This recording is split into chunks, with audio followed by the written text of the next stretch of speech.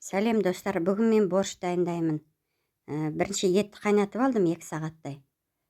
3-4 қызыл қылшаны суға қайнатып 1 сағаттай теркіден өткізіп алдым. Қазір борщқа қосамыз.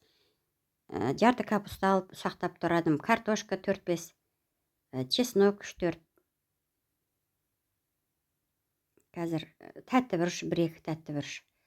Жаңа қайнаған етімді піскеннен кейін алып, сорпадан сақтап турап, сорпасын сүзіп алып, басқа кастрюльге құйып, қазір қайнатамын бәрін. Ет, картошка, кішкене қара бұрыш салдым 1 қасықтай, капуста қосам. Қызыл қылша қостым, теркіден өткізілген. Тәтті бұрышын қостым. Чесногын қосып, бәрін 1-15-20 минут қайнатып аламыз, капустасы піскенше. Мен дайындаған тағамдарым ұнап жатса, лайк басып, комментарий жазып қойыңыздар. Тіркеліп қойыңыздар каналыма.